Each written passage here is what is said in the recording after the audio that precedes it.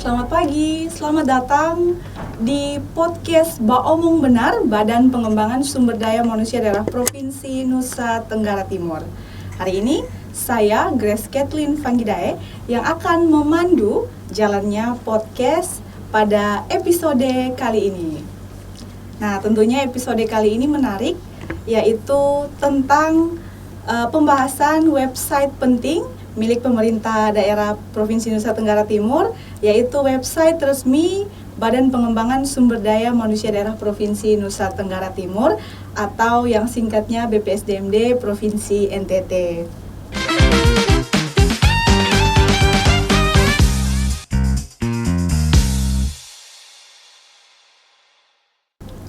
Hari ini kita sudah kehadiran dua narasumber yang luar biasa. Ada Ibu Henderina S. Leskodat SPMSI selaku Kepala Badan Pengembangan Sumber Daya Manusia Daerah Provinsi Nusa Tenggara Timur. Selamat pagi Ibu, apa kabar? Selamat pagi Nona Grace, luar biasa. Selamat pagi Sobat Cerdas BPSDMD Provinsi NTT. Selamat pagi Pak Yermi. Iya, ini merupakan kesempatan yang luar biasa Ibu menyempatkan hadir di episode kali ini ya.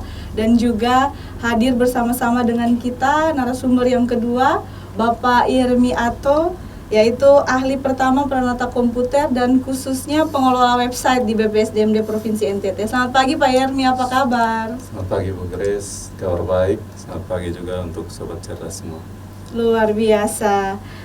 Bapak Ibu, hari ini kita akan membahas tentang era digital, terkhususnya website milik Badan Pengembangan Sumber Daya Manusia Daerah Provinsi Nusa Tenggara Timur. Bagaimana akses yang bisa kita jangkau di website tersebut, apa saja informasi yang tersedia di dalamnya, serta peran, khususnya peran dari website ini untuk mendukung pelayanan publik serta pengembangan SDM di Provinsi NTT ini. Saya tidak memperpanjang lagi, mungkin pertanyaan yang pertama saya tujukan untuk Ibu Kaban. Mohon izin Ibu, mungkin saya minta penjelasannya sedikit tentang peran BPSDMD dalam pengembangan SDM di Provinsi NTT. Nona Grace dan seluruh Sobat Cerdas BPSDMD Provinsi NTT dimanapun berada, tugas pokok kami Badan Pengembangan Sumber Daya Manusia Daerah Provinsi Nusa Tenggara Timur adalah membantu Gubernur untuk meningkatkan kompetensi aparatur sipil negara di Provinsi Nusa Tenggara Timur. Itu peran kami BPSDMD Provinsi Nusa Tenggara Timur. Menarik sekali ya Ibu. Nah, dalam membantu Gubernur Nusa Tenggara Timur, khususnya di daerah yang super digital ini Ibu, bagaimana saya boleh tahu penjelasan tentang latar belakang dari website BPSDMD ini dibangun? Apakah ada visi dan misi tertentu yang ingin dicapai dari platform digital ini, Ibu? Untuk website BPSDMD Provinsi NTT pastinya ada aturannya. Ada Undang-Undang Nomor 14 Tahun 2028 tentang Keterbukaan Informasi Publik. Menerjemahkan undang-undang dimaksud, maka pemerintah Provinsi Nusa Tenggara Timur membuat website pemerintah Provinsi NTT dengan alamat domainnya nttprof.go.id yang dikelola oleh Dinas Komunikasi dan Informasi Provinsi NTT. Kita yang lain selaku organisasi pemerintah Provinsi NTT, salah satunya adalah BPSDMD, dikasih subdomain. Jadi subdomain itu kami dengan alamat bpsdmd nttprof.go.id. Untuk subdomain ini maka BPSDMD menggunakan website untuk menginformasikan seluruh kinerja BPSDMD dalam website. Tujuannya apa, Ibu Grace? Tujuannya agar Sobat Cerdas maupun ASN Provinsi NTT dan masyarakat pada umumnya jika ingin mengetahui kinerja atau informasi tentang apapun juga bisa melihat dalam website BPSDMD Provinsi Nusa Tenggara Timur. Wah, tentunya website ini memuat banyak informasi dan item yang bisa diakses ya Ibu. Kalau melihat ke lapangan, sejauh mana website ini sudah membantu pelayanan atau komunikasi dengan ASN dan masyarakat luas, Ibu? Untuk komunikasi pasti ada, khususnya untuk layanan pembelajaran, pelatihan, BIMTEK dan lain-lain. Kami punya satu layanan, yaitu melalui sistem pembelajaran pelatihan terintegrasi. Kalau Bapak Ibu buka di website kami, nanti buka website dengan alamat tadi bpsdmd.nttprof.go.id, ada menu yang namanya layanan. Di situ bisa dibuka layanan namanya si Pijar. Nah, kenapa saya lihat dari sisi pelatihan dan pembelajaran? Karena kita mampu dalam era digital ini, kita mampu melakukan efisiensi anggaran, baik anggaran pembelajaran secara virtual maupun dalam hal mengerjakan tugas-tugas yang diberikan. Jadi itu kalau kita hitung, penghematannya cukup besar. Dan sekarang dengan era digital, website ini sangat-sangat berguna bagi seluruh aparatur sipil negara di Provinsi NTT maupun untuk masyarakat umum melihat seluruh informasi tadi seperti yang saya jelaskan di depan. Siap, terima kasih Ibu. Kalau saya membahas lebih ke arah strategis, apakah rencana ke depan untuk pengembangan digital website tersebut? Mungkin ada rencana dari Ibu dan teman-teman di BPSDMD? Di samping saya ada Pak Yermi. Pak Yermi ini sebagai programmer untuk website BPSDMD. Sebagai seorang pemimpin, harapan saya, pasti semua pemimpin ingin agar apa yang kita kerjakan selalu dikembangkan. Nah, tahun ini dan tahun lalu sudah ada beberapa layanan, khususnya layanan ya. Ada juga menu-menu yang lain nanti dijelaskan. Khusus layanan pasti ada. Tahun ini kami menurut rencana dengan Bapak Kabid, khususnya Kabid 2, kami akan membuat satu layanan di mana pembelajaran ini, kalau sekarang pembelajaran ini kita digital, tapi belum LMS. Nah, tahun ini kita akan buat nih LMS, Learning Management System. Kita mungkin mulai dengan satu pembelajaran, nanti kita akan kembangkan terus ke depan. Dan semoga, doakan kami semoga berhasil sehingga 20 jam pelajaran yang diwajibkan kepada setiap ASN itu terpenuhi. Itu rencana kami ke depan. Ya, terima kasih banyak Ibu Kaban. Tentunya Bapak Ibu, harapan baik dari Kepala BPSDMD Provinsi Nusa Tenggara Timur untuk memajukan pengembangan SDM di Provinsi NTT, tentunya menunjang di era digital ini ya. Baik, saya bergeser ke narasumber yang kedua, Pak Yermi. Mungkin bisa lebih rileks. Saya lihat kita semua agak tegang ya. Nah, mungkin sebelum saya bergeser, tadi sudah diperkenalkan oleh Ibu Kaban websitenya. Mungkin kita bisa lihat websitenya di bawah ini. Mungkin ada pengenalan singkat. Silakan Bapak Ibu diakses. Baik, sekarang kita beralih ke narasumber yang kedua ya, Pak Yermi. Tentunya tidak terlepas dari peran penting Pak Yermi sebagai pengelola website di BPSDMD Provinsi NTT. Pertama-tama mungkin saya pengen dengar sedikit cerita bagaimana proses pembuatan dan pengelolaan website dari awal sampai sekarang. Baik, terima kasih Bu Grace.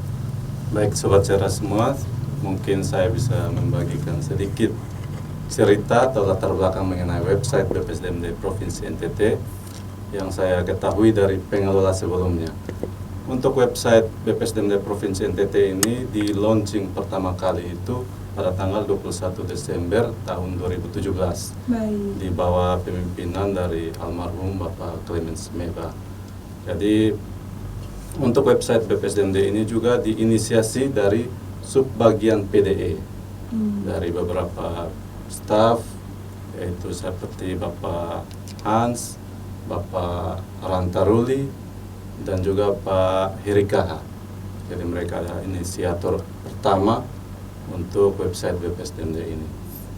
Setelah itu pada tahun 2023 kami melakukan pembaruan tampilan dari website BPSDMD Provinsi NTT dengan perubahan dari istilah dalam IT itu adalah framework PHP.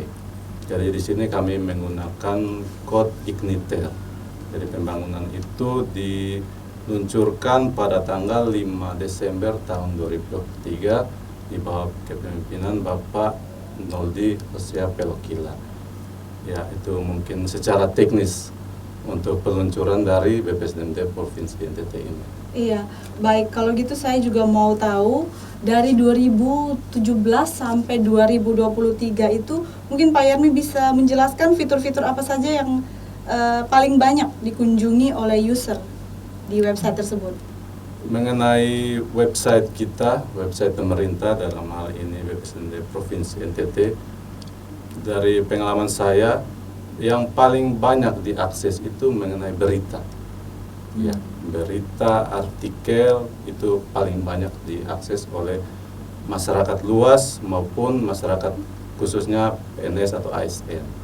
Jadi memang dalam hal ini berita itu kan menyimpan banyak informasi yang bisa diketahui oleh banyak khalayak, tidak hanya khusus untuk khalayak tertentu.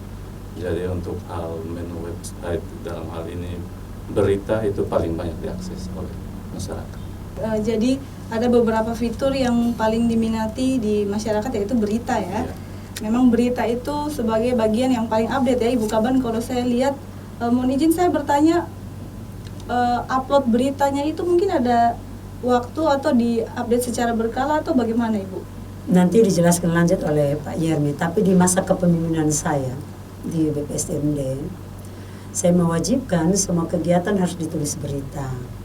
Nah, penanggung jawab berita ada di masing-masing unit, dalam hal ini adalah bidang-bidang. Nah, proses SOP yang saya minta untuk kita lakukan adalah siapa yang mengerjakan apa menulis berita.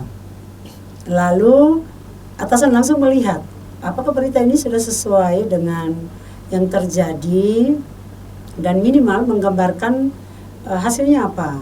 Setelah selesai, maka bisa dilangsung ke Pak Yermi selaku pengelola. Ada juga yang ke saya untuk saya melihat ada berita-berita tertentu, khususnya tentang pemimpin, itu sebagai pemimpin saya harus lihat. Nah, baru diupload ke dalam pemberitaan atau website di artikel.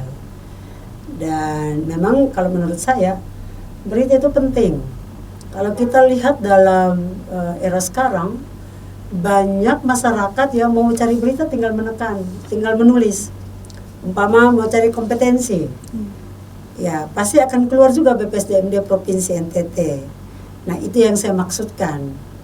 Karena apa? Kalau kita pemerintah tidak menyampaikan apa yang kita kerjakan, maka di luar sana masyarakat umum, tuntutan masyarakat umum kepada kita bahwa oh ternyata PNS mungkin tanda kutip tidak bekerja, padahal kita bekerja.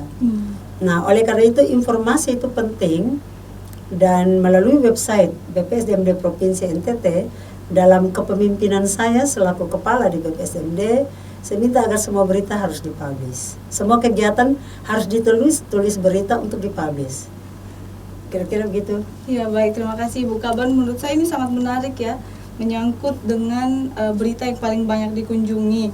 Apalagi masyarakat luas kan seperti Ibu Kaban bilang bisa diakses, misalnya menu ingin tahu tentang kompetensi ASN dan cara kerja ASN dan lain sebagainya. Mungkin untuk Pak Yermi terkait aksesibilitas, apakah website ini juga sudah ramah pengguna?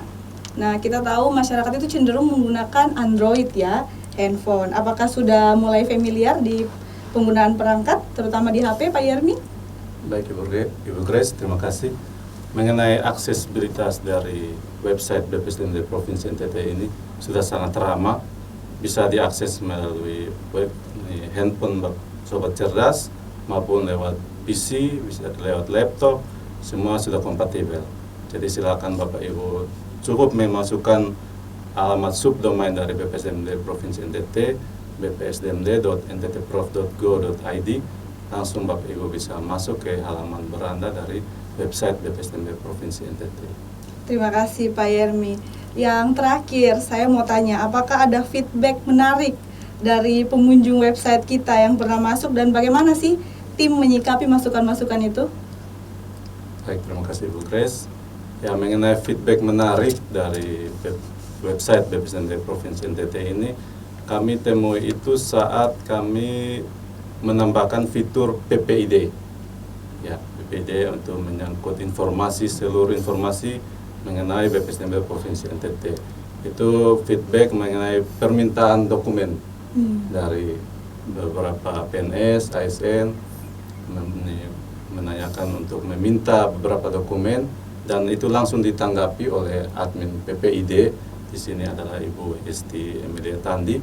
Itu langsung respon by WA, dan itu merasa sangat puas untuk para pengguna dari akses menu PPID itu. Iya, terima kasih untuk Pak Yermi, jawabannya sangat membantu Bapak Ibu pengguna, khususnya Sobat Cerdas BPSDMD Provinsi NTT di mana saja berada. Untuk mengakses informasi, di dalamnya ada program pelatihan, layanan yang berkaitan dengan pelayanan di BPSDMD Provinsi NTT, juga ada berita yang tentunya memuat tentang kegiatan yang dilakukan oleh BPSDMD Provinsi NTT. Nah, saya ingin tahu satu hal Pak Yermi, mungkin saya bisa mendapatkan penjelasan khusus tentang item-item apa saja yang ada di dalam website resmi BPSDMD Provinsi Nusa Tenggara Timur ini. Baik, terima kasih Bu Grace. Baik Sobat Cerdas, izin untuk menjelaskan beberapa fitur yang ada di dalam website BPSDMD Provinsi NTT ini. Terdiri dari ada profil atau beranda, kemudian ada mengenai berita BPSDMD Provinsi NTT. Di situ termuat ada berita mengenai video, ada berita artikel ataupun berita secara penulisan. Kemudian ada galeri kegiatan. Di menu galeri kegiatan ini kami sematkan untuk Instagram, karena memang di Instagram itu selalu diupdate mengenai foto-foto kegiatan, pelaksanaan semua kegiatan yang terlaksana di BPSDMD Provinsi NTT. Kemudian kita masuk lagi ke ada menu namanya menu PPID. Di situ tersimpan semua informasi mengenai pengadaan barang jasa di BPSDMD Provinsi NTT, aturan-aturan penting yang mendukung jalannya setiap kegiatan di BPSDMD Provinsi NTT, maupun Bapak Ibu bisa meminta informasi mengenai beberapa dokumen lainnya lewat menu PPID tersebut. Kemudian kita masuk lagi ada menu layanan. Di situ tersematkan beberapa inovasi yang dihasilkan di BPSDMD Provinsi NTT. Di antaranya itu ada SIPIJAR, Sistem Pembelajaran Terintegrasi. Di situ ada LMS dari BPSDMD Provinsi NTT, itu dibangun oleh Pranata Komputer Ahli pertama di BPSDMD Provinsi NTT, yaitu Bapak Richard Mokoginta Eskom. Kemudian ada SIPULPEN. Ya baik, SIPULPEN ini saya sendiri yang menghadirkan di BPSDMD Provinsi NTT. SIPULPEN ini berfungsi untuk menyampaikan publikasi laporan pelatihan seluruh kegiatan pelatihan yang ada di BPSDMD Provinsi NTT. Kemudian kita masuk lagi, ada layanan khusus yang ada hanya bisa diakses oleh di lingkup BPSDMD Provinsi NTT, yaitu bersuara. Bersuara itu hanya bisa diakses oleh Widya Iswara. Jadi itu pendataan jam pembelajaran dari Widya Iswara. Kemudian kami juga menambahkan ada sistem pemantauan cuaca.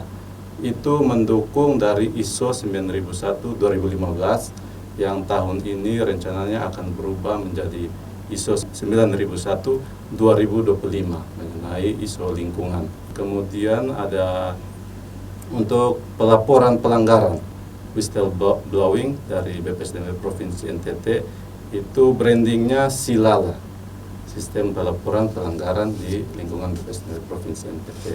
Itu dikembangkan oleh Widya Iswara BPSDMD Provinsi NTT, Bapak Gregorius Motai. Ya, untuk berikutnya itu ada Simbasda. itu sistem manajemen dari BPSDMD Provinsi NTT, itu mencakup beberapa evaluasi dari pelatihan, ada sistem pelaporan dari ASN juga masuk ke dalam Simbasda tersebut. Ya mungkin itu beberapa inovasi, dan kami ke depannya dengan arahan dari Ibu Kaban pasti kami akan menghadirkan lebih banyak inovasi lagi yang akan kami sematkan di menu layanan BPSDMD Provinsi NTT. Mungkin itu, Ibu Grace. Menarik ya, tadi saya mendengar ada berbagai item itu dikelola langsung oleh ahlinya. Kebetulan di sini ada Pak Irmi sebagai inisiator penemu aplikasi Sipulpen. Mungkin saya bisa mendapatkan penjelasan yang lebih rinci, Bapak, untuk sobat-sobat cerdas BPSDMD di mana saja berada. Terima kasih Ibu Grace, terima kasih Sobat Cerdas. Di sini saya menceritakan sedikit kisah mengenai terbentuknya sistem Sipulpen ini. Jadi Sipulpen ini kehadirannya melatar belakangi saat saya bergabung sebagai ASN. Jadi di sini saya mencoba untuk mencari referensi laporan pelatihan. Saya mencari di web browsing, kok tidak ada yang untuk internal laporan pelatihan dari lingkungan NTT ini. Saya mendapatkan itu dari provinsi lain. Jadi dari situ saya langsung mengambil kesimpulan bagaimana saya bisa membangun sistem ini ada di BPSDMD Provinsi NTT ini. Kemudian saya mulai merancang Sipulpen ini, sistem publikasi laporan pelatihan. Di awal itu saya menyematkan untuk laporan pelatihan untuk PKA dan PKP dan juga Latsar CPNS.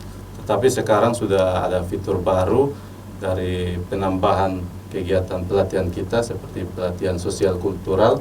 Saya sudah menambahkan menunya pada Sipulpen sehingga saya pastikan semua hasil dokumen pelaporan dari pelatihan akan kami sematkan di Sipulpen sehingga membantu Bapak Ibu ASN untuk mencari referensi dalam pengembangan atau penyusunan setiap laporan pelatihan yang ada. Mungkin itu saja, Bu Res. Luar biasa Pak Irmi. Tentunya Bapak Ibu dengan kreativitas dan inovasi dari pengelola website dan juga dukungan penuh dari Ibu Kaban sendiri untuk Bapak Ibu pengelola, tentunya banyak sekali fitur-fitur yang bisa diakses untuk menjawab semua pelayanan yang dibutuhkan oleh ASN sendiri maupun juga masyarakat luas. Terima kasih untuk waktu dan juga informasi yang telah dibagikan dari Bapak Ibu narasumber pada hari ini di episode website. Website kan menjadi salah satu pintu masuk yang penting buat masyarakat, terkhususnya ASN untuk mengakses informasi program pelatihan dan juga layanan yang berkaitan dengan pengembangan SDM di Provinsi NTT.